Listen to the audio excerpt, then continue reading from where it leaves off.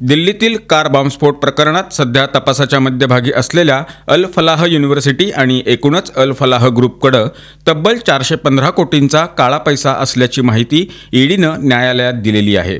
आज त्याच्या बातम्या सर्व प्रमुख वर्तमानपत्रात छापून आल्या।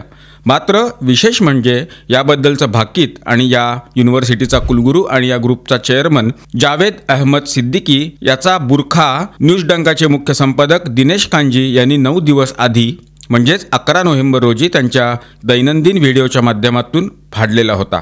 सर्वप्रथम न्यूज डंकानं ही बातमी ब्रेक केलेली होती। परंतु ही जी अल फलाह युनिव्हर्सिटी आहे त्याचा जो चेअरमन आहे जवाद अहमद सिद्दीकी हा एक खूप मोठा फ्रॉड आहे। मी तुम्हाला निश्चितपणे सांगतो की हे जे अल फलाह प्रकरण आहे ते निश्चितपणे एक गोडबंगाल आहे। मी थोडा तपास करण्याचा प्रयत्न केला, मी थोडी शोधाशोध केली।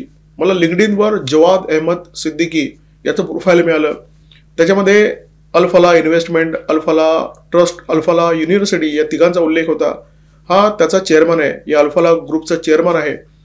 मिली गॅझेट नावाची एक मला लिंक मिळाली आणि या लिंकवर मी जेव्हा तपास केला तेव्हा मला एक जुनी बातमी मिळाली। याची एक नॉन बँकिंग कंपनी आहे ही अल फलाह इन्व्हेस्टमेंट आणि या कंपनीच्या माध्यमातून हा हलाला बँकिंग करतो, म्हणजे इस्लामिक बँकिंग। याने अनेक गरीब मुस्लिमांचे पैसे जमा केले आणि ते पैसे अक्षरशः गिळले। आणि जेव्हा लोकांना या घोटाळ्याची माहिती मिळाली, लोकांना कळलं की या माणसाने आपले पैसे हजम केलेले आहेत, तेव्हा लोकांनी त्याच्या विरोधात तक्रार केली आणि या तक्रारीनंतर याची रवानगी त्याच्या 2 लहान भावांसह तिहार तुरुंगामध्ये झाली होती। म्हणजे ज्या अल फलाह युनिव्हर्सिटीच्या बाबत आपण बोलतोय त्याचा जो चेअरमन आहे तो तिहार तुरुंगात जाऊन आलेला आहे। कदाचित आजही तो तिहार तुरुंगामध्ये आहे। आता या जवाद अहमद सिद्दीकीचा मुजम्मिल गनीशी काही संबंध आहे का, अटक केलेल्या अन्य डॉक्टरांशी काही संबंध आहे का, हे अजून उघड झालेलं नाही, तो तपासाचा भाग आहे।